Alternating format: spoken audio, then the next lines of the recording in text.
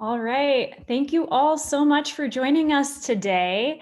So our session is You're on Mute. So this is video conferencing mishaps and comebacks. So hopefully today you'll at least get some laughs. We have some pretty funny content to show you about some different mishaps that happen when you're web conferencing that I'm sure you've all either witnessed or at least, found somewhere on the internet and laughed about it at some point. But then we're also going to share with you some comebacks. So ways that you can fix or avoid some of these common missteps or mistakes or whatever you want to call it. So again, thank you so much for joining us today. If you do have any questions, feel free to use the chat and our moderator will, give them to us throughout the session.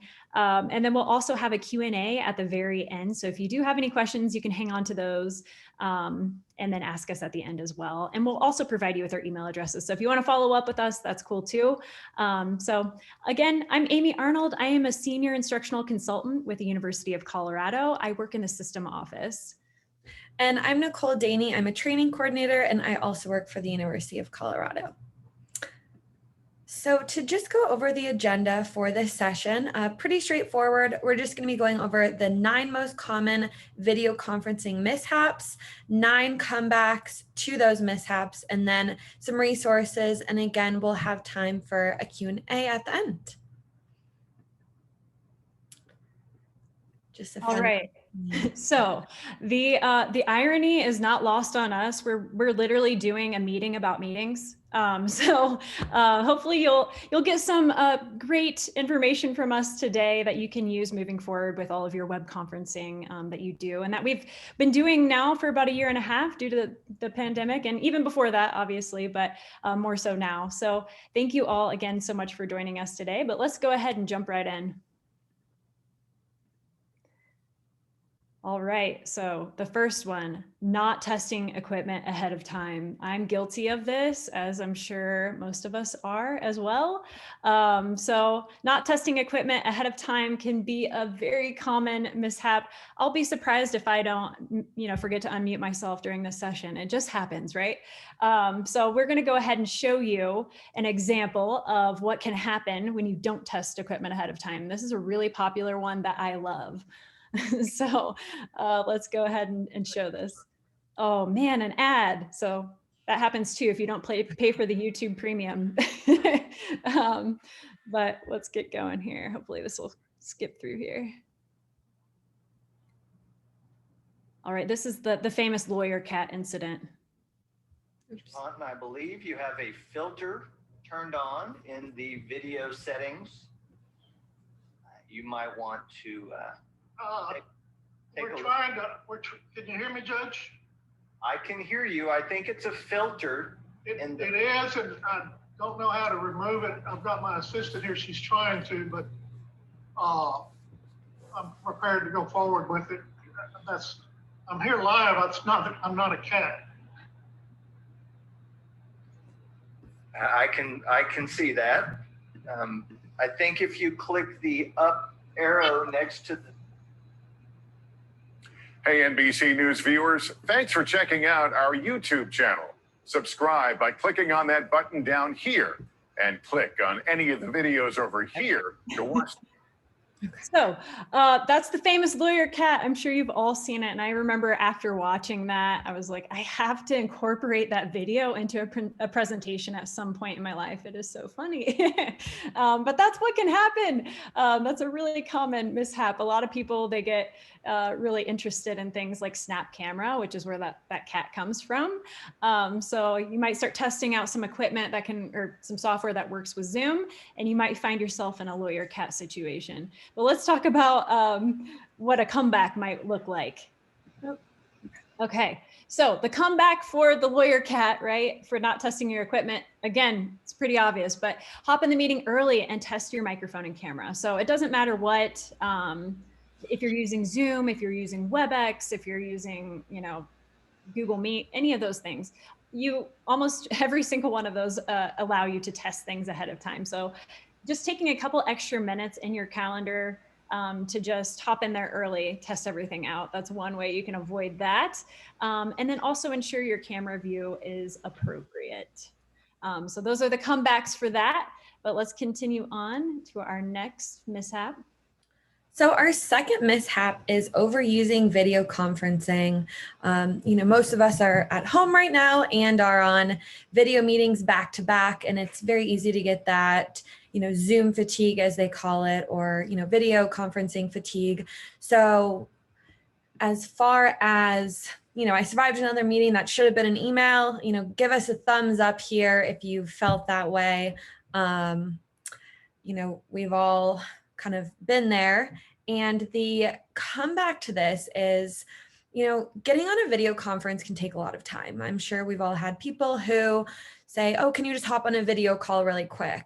And then it turns into a 30-minute video call talking about, everything under the sun. So oftentimes a quick email, instant message can get you the answer quicker than hopping on that video conference, because sometimes you get sidetracked. So again, if it can be an email or an instant message, do it instead of that video conference, because it's very easy to get sidetracked and, you often waste time there.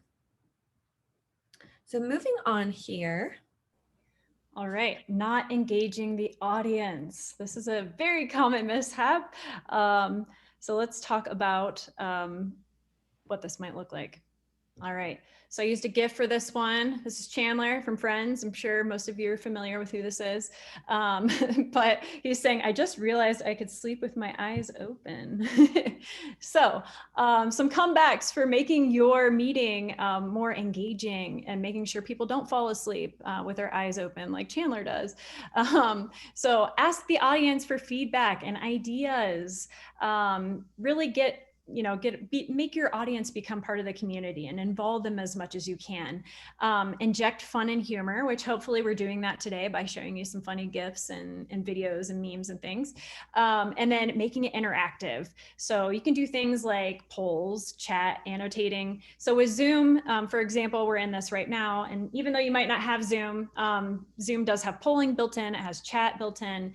You can use the whiteboard function and add annotations like adding text and arrows and things like that, drawing. But let's say you don't have that. You also can use things like Poll Everywhere.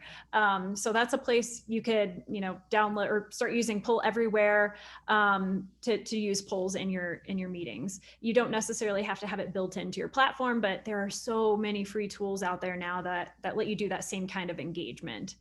So I definitely encourage you to check out some of those. All right, there's still people joining the meeting. Okay. So this is gonna be, we're gonna do a little interactive piece right now, but I wanna give you some icebreaker ideas that you could use to help with engagement in your meetings or your web conference sessions. So you could do round robin questions like, would you rather? So I'm pretty sure most people are familiar with would you rather, but maybe would you rather, have spaghetti fingers or, shrimp toes or something like that. Just get people thinking, have them give you their reasons why they might want to do that or want to post the other. You could play two truths and a lie. That one's pretty self-explanatory, but you could share two truths and a lie and have everyone figure out which is the lie, right? A good way to get to know people. You could share an object or do show and tell. So, I love show and tell when I was a kid. You can do the same thing in your meetings. You could also do a virtual tour, it'd be like MTV Cribs, but it's your house. So maybe you do have a really cool house. Do something like that. You could do meet the pets, which is always my favorite. I feel like that takes up quite a bit of our meetings right now. We always get like an update about somebody's dog or their cat, or maybe the cat joins the meeting. You never know.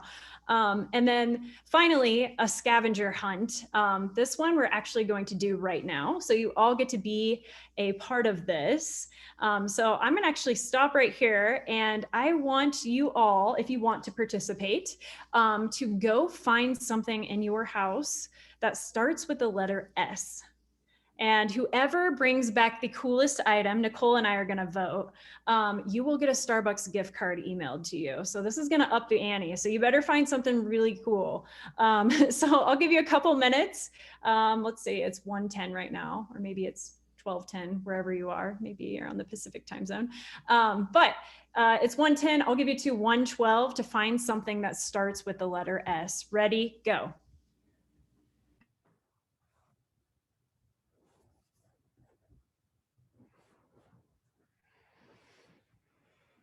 And once you come back, hold it up, and then we'll kind of go through and see if you want to participate. We'll give you a chance to unmute yourself. Oh, Deborah, she's got a sweater. Oh, is that like a baby sweater? Did you knit that? That's awesome. Very cool. Very creative too. Oh, sequence game. All right. Oh, seashell. Is that a conch? Ooh. Nice. Okay. A Pikachu. Oh, stuffed animal. Oh, I'm like, wait, what is that in S? I'm trying to think about it. I'm like, no, that's a P. Okay. Diane, I can't see what you're holding up. It's the back. Oh, That's sourdough starter. ooh. Almost ready to do the next thing. It's doming at the top right now. Nice. Oh, Swedish fish. Is that sand? Skeletal sculpture. Oh, hold it up a little higher. I can't see the bottom. Ooh, nice. A sea turtle. Okay, some sparkling water. Got that. Soup, maybe, Helen? Soup. It's my lunch. I'm just gonna eat my lunch and it's soup. It's carrot, ginger. Nice. Greg's got a snow globe. I like it. Is that a sticker? I can't tell what that one is. A sloth. Nice. Some socks. All right. Let's see, who am I missing here? Oh, a seal, a wooden seal, maybe, right? But God, there's so many good ones. Oh, hand sanitizer. That's great. Very fitting. Karen, I can't see what it says on your sticker. It's a sign that says, I'm an odd combination of really sweet and don't mess with me. Okay, Edward, I don't know what that is. It's a sound level meter. Oh, okay. And then Gabe, I can't tell what you're holding up either. It's hard for me to see. Oh, they're snips. Oh gosh, in my mind, I thought it was like a tower. like, is that like a Lego tower? Okay. Wow, I'm way off. Oh, there's a kitty cat. This is Splat the cat. Oh, goodness. All right, Ebony's got, what do you have there? Silver bowl. Nice. Okay, this is some stiff competition. Oh my gosh, okay. There's a couple that are, people are working on things. I got somebody with a knitted sweater there. That took some time. You got sourdough starter. That's intense too. You got to feed it and all that kind of stuff.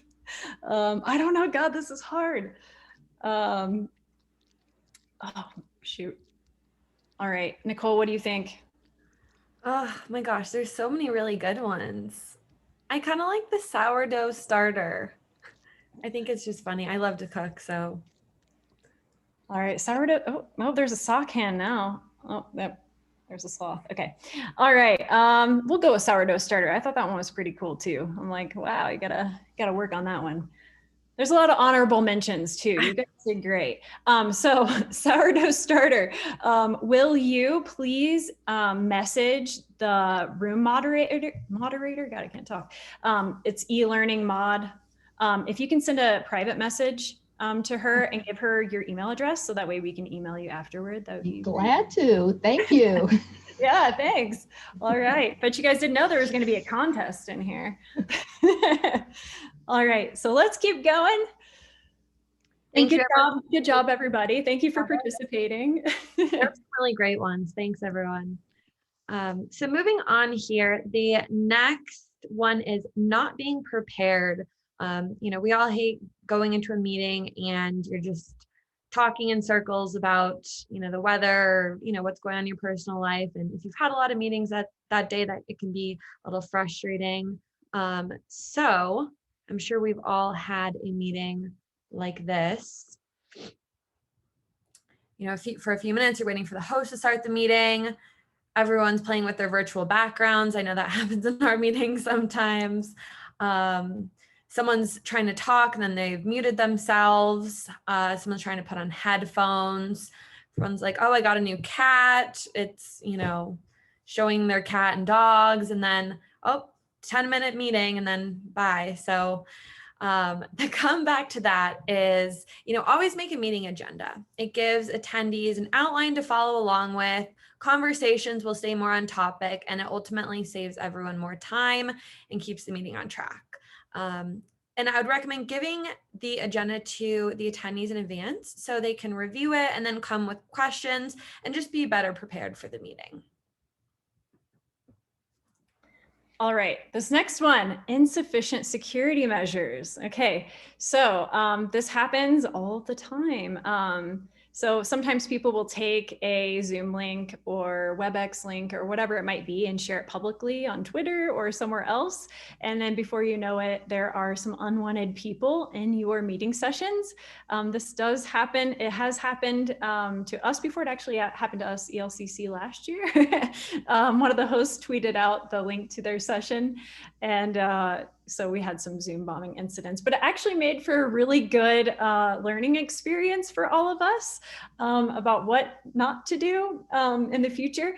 So, but this next video I'm actually going to show you is where Conan O'Brien, he's one of the late night hosts. Hopefully everybody knows Conan, right? He hopped into a business meeting and just shared some of his insight. So we won't play the whole thing, Nicole. We'll just play like a minute or two and then we'll stop it. We all heard this thing called Zoom conferencing. It's how I do my interviews. It's how a lot of late night hosts talk to celebrities these days. And a lot of businesses use Zoom. So anyway, here was my idea. What if I crashed a real corporate Zoom meeting for a small business? So, just to get their morale up, try and get the economy moving again. So we found a company. We found an insider at a company called Tibco in Palo Alto. It's a real company. They didn't know I was going to show up. I found the information on how to log in. And so out of nowhere, I crashed a Tibco meeting, strategy meeting, to try and liven things up. Did that earlier, and check out what happened. Good morning. Alan's still in Hawaii. What's going on, buddy? Hey, dude. All the time. There he is. I asked Dan to join us today, and he was gracious enough to do it. So, Dan, thanks a lot, partner, for joining us. I love it. Absolutely, Mark. Look, doing my best to join as many of these, our local team calls as possible. We don't know exactly how long we will be right in this challenging moment. We do know there will be a recovery. We don't know exactly what that looks like, but preparing now, like Mark said, on things like our strategic account action plans that support our customers' goals are the things that we'll be able to be ready for as we move out of that. So I just wanted to make sure I came on to reinforce that. We're in a great place to be able to support and work with our communities. I want to apologize. I'm late for the meeting. I'm new to the company. I wanted to break in mostly because it's pretty clear that Dan has lost his way with Tibco. If you have to put the name of your company on a bar behind you, things are getting sad. Conan O'Brien here. I just want to say I'm disappointed. I'm disappointed in our sales performance. I'm disappointed in a lot of you across the board. This could be a great company. Okay, we can stop it, Nicole. And make it a great company. Okay, so that was just an example. Obviously, Conan wasn't in there to do, too much damage, but it does happen. People do hop into meetings they're not supposed to be in because there are insufficient security measures on the host's behalf. So thankfully, Zoom does have some security measures in place. Some things like you can require a password, you can do a waiting room, and as well with WebEx, Google Meet, things like that. A way to prevent unwanted people is to make sure that you're only sharing that link with the people that you want in the meeting, right? So when you share it publicly, that's where things can go awry. Another example, this happened, I think last year, and it was at CU Anschutz. And I think there was some sort of yoga virtual event that was happening, and that got tweeted out, and that ended up being a big mistake. So some unwanted people hopped in and tried to derail the meeting. So you just want to make sure that you're really looking over all the security measures that whatever platform you're using has to offer, to make sure that that doesn't happen to you. Although I'd be okay if Conan O'Brien just randomly showed up to my Zoom meeting. I think I'd let that one go. But usually the people who hop in, they have ill intentions if they're trying to do some Zoom bombing. So this was actually an infographic that Nicole created just to introduce people at our campus with what Zoom bombing is, what they need to know about it, and how you can protect yourself from that happening. So if you do want access to this, we're going to give you our email addresses at the end. You can always follow up with us, and we can actually send you the actual infographic if you want to use it or repurpose it to use at your campuses. Feel free. And this is actually tailored to Zoom, but if it does apply, let us know, and we're happy to share it. All right, we can keep moving forward. So come back again, password protect your meeting if your platform allows for that. I think most of them do now. Verify all your participants. Maybe you could do that through a waiting room, or when people are popping into the meeting, you're double checking the names. If you see something that looks a little suspect, maybe you're only meeting with 5 people and 10 people showed up. Just make sure that you're verifying as the host that the appropriate people are in the meeting. Again, never publicly share your meeting links. That's a big no-no. People will show up.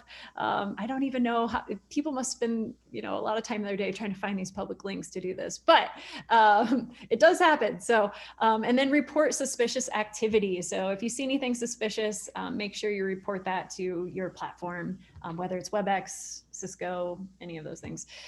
So let's continue on. So going off of that, another mishap is not adjusting your meeting settings ahead of time. And what can happen is something like this: when you join a meeting, you think that you're automatically joining with your video off and you're muted. You go up to go to the bathroom and everyone can see what you're doing. So that's another reason why you should always make sure your meeting settings are adjusted. So some things to check for. Mute your microphone when joining a meeting. That's a setting that's pretty across the board. So when you join a meeting, you're muted right away. Mute participants upon joining. So all of your participants are automatically muted. If they're on the phone or doing something in the background, automatically muted. Turn off video when joining a meeting. I personally like to do this. Again, just make sure the background looks good and everything before you turn on your video right when you enter a meeting. And then enabling participants to join before a host. Maybe you have a participant who is super eager for the meeting. They get in there 30 minutes ahead of time. And then, you're joining in your sweatpants, or, you just got back from a workout and you're not ready to see people yet. So that's another setting. So moving on here. All right, not having a backup plan. So this can happen. Here, we'll move forward. All right, so I love this commercial, cracks me up. That's pretty fitting for the times, but this is a progressive commercial. You maybe or maybe not seen it, but. I'll start. Oh, do you want to go first? No, I don't. You go. I was just going to be on slide 7, talking about bundling and saving. Jamie, you're cutting out. I am late. Hey, whoever's doing that, can you go on mute? Oh, my bad. I was just saying there's a typo on slide 7. Bundle home and auto for big disco snouts. I think that's supposed to say discounts. You sure about that? Hey, can you guys see me? All right, I love that one. So some things that can happen, let's say your Wi-Fi goes out. For me, for example, my oven and my microwave are both flashing at me right now because the power went out in Lakewood, Colorado this morning. It was out for like 45 minutes this morning, and I haven't set my clocks again, but it does happen. So what you need to do is communicate a contingency plan ahead of time. So for example, people should know if they're in a meeting that you're hosting and you haven't shown up after like 15 minutes, what are they supposed to do? Do they continue meeting without you? Is there something that they can look at? Maybe you have materials they need to go over. Maybe they know if you aren't there, there must be some kind of emergency and here's what you need to do in that case. Or if you can't show up, they know that, oh, well, I'll send her a follow-up email and we'll reschedule the meeting for next Wednesday or something like that. So just making sure that you have that contingency plan ahead of time and you've communicated it to the people that are supposed to be in your meeting. It does happen, nothing you can do about it. And, you know, making sure you have that contingency plan, that's going to help you out. And then most web conferencing tools, they allow for dial-in. So for example, internet goes out, it happens a lot. You can always dial in, and then make sure participants have a tech support contact. So if there is some kind of issue, maybe your university has tech support people that they can reach out to, making sure that you communicate who those people are ahead of the meeting, or maybe the tech support is just the actual platform, you know, support guides or something like that, but making sure you know how to point your participants to the right place to get help. So making sure you communicate all of these things ahead of time. I can't hammer that one home enough. All right, we can continue on. Oh, I do see Vicky had a good idea. She said, if I'm on a laptop, I point my camera at the ceiling just in case the session dumps me in with video on. It does happen, right? I like that. Okay, the next mishap, not being on time. I thought this was very appropriate. When you wake up at 9:58 for your 10 a.m. Zoom meeting, give us a thumbs up if you have done that before. I know personally, I've had meetings at 8 and I've literally woken up at 7:55, brushed my hair, and then, you know, been on Zoom and no one knows when you've woken up. But sometimes, you know, your internet goes out, maybe your computer decides to update. You know, there's so many things that could go wrong if that happens. So some comebacks here, you know, double check meeting times. I know personally, we'll meet with people on different time zones. So you want to make sure that the meeting invite did convert to your time zone. Maybe it's in Pacific time and, you know, you end up missing the meeting or something like that. So, you know, double check meeting times and time zones. Again, are there participants in other time zones? Do you have a meeting that could run over beforehand? Maybe you have a meeting that's slated for 30 minutes, but maybe that person's a talker and it's probably going to be 45 minutes. Just, you know, be cognizant of the time. Say, you know, hey, I have a hard stop at 1:30. I apologize at the beginning of the meeting. You know, set that expectation. Is the meeting link in the calendar invite? I know, you know, when I've woken up at 7:59 and I have an 8 a.m. meeting, I'm sometimes scrambling for that meeting link and I'm looking at my emails. So, you know, just something to be mindful of. Set yourself up for success if you have back-to-back meetings or if you have one of those early meetings and you're waking up late or maybe you have an appointment or something, just make sure that it's very easy to get to. And then, did you review any documents or agendas beforehand? Oftentimes in the meeting invite, there is like a document or an agenda or something. Just make sure that you're reviewing that. So the meeting isn't starting and you're scrambling to, you know, review any documentation beforehand. All right, so I had some good points in the chat. Deborah said, lighting is very important, and she is right. So yeah, lighting is very important. Hopefully I'm pretty well lit right now. I have a light like right above my head, so hopefully I look good. But yeah, sometimes people, you know, they're having their meeting sessions in their basement or they're not in a very well lit area, and it can be hard. It starts to become kind of distracting, a little cumbersome, because you're like, oh, I kind of can see them. What do they look like? So it does give your audience, you know, at least for me, it's kind of distracting. And then Diane was saying, oh, this happened with one of the presenters earlier today. All right, so let's move on to number 9, forgetting to turn off your camera or in the meeting. So that happens, but we'll go ahead and show you an example of this. Goodbye. All right. Talk to you guys soon. Bye. See you guys.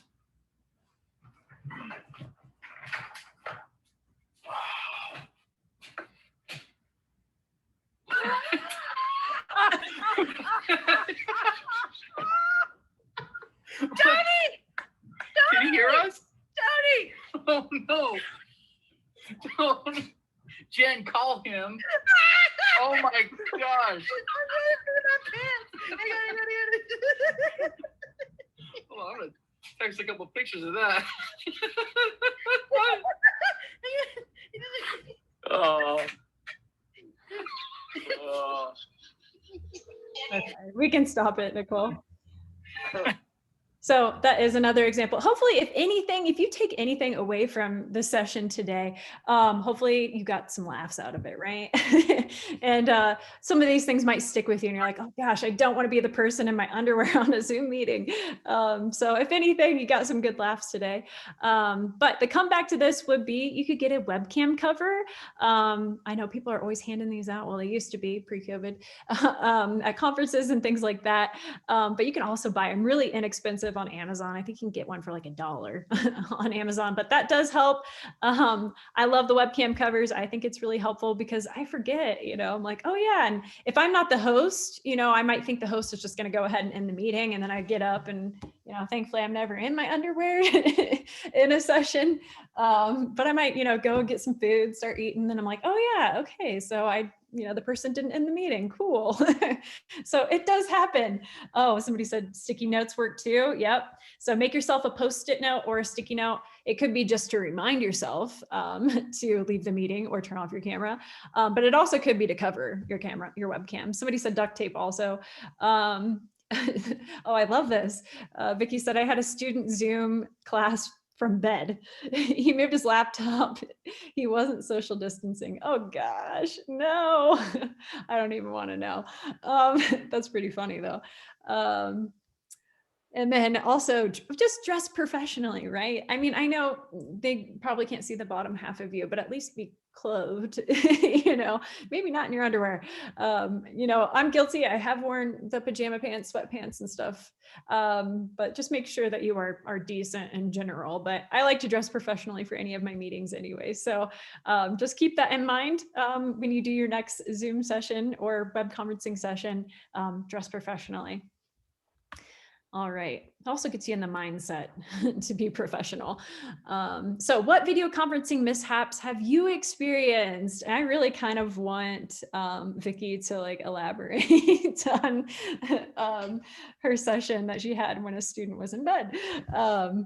But anyway, there's a little meme on here. It says me attending a Zoom meeting at 8:30 in the morning. So that's usually how I feel too. I'm like that cat laying my head on the keyboard. But if you have anything to share, feel free to share it in the chat, or you can unmute yourself also. But we want to hear about some of your mishaps. And if you do have any comebacks yourself that maybe we didn't share today. Let's see, I had a friend show up at a women's conference to support a colleague, forgot to turn off his video, and he was shirtless. Yeah, it happens. Oh gosh. I mean, if anything, it is funny at the time, as long as it's not too inappropriate. But I had back-to-back sessions and the next person jumped into the next meeting. We all chatted. Yeah, that's all right. I'm trying to think of some that have happened to me besides some of the ones that I shared earlier. I'm constantly, I am one of those people. I'm like, oops, I forgot to unmute myself, which can be real easy to do.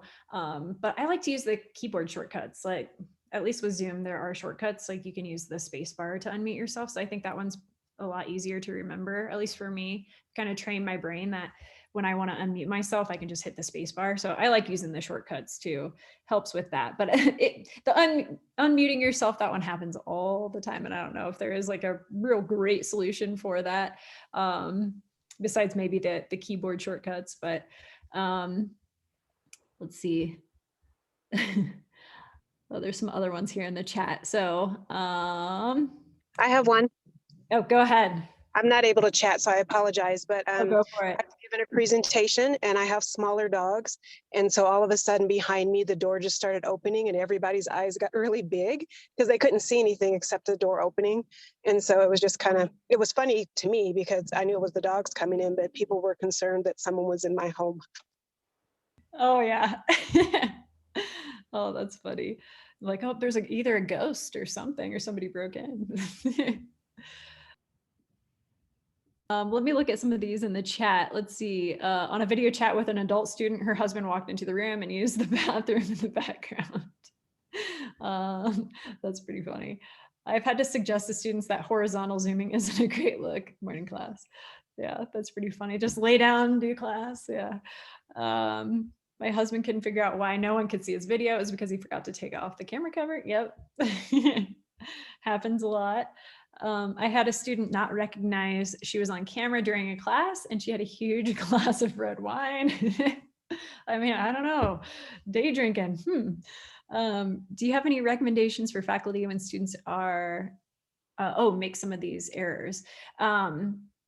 So when faculty make some of these errors, like as far as, let's see, I'm thinking back, like insufficient security measures, things like that. You know, just making sure that you're communicating with your students that there is, you know, Zoom meeting etiquette. Maybe don't be laying in your bed for the Zoom meeting. You might have to sit up, right?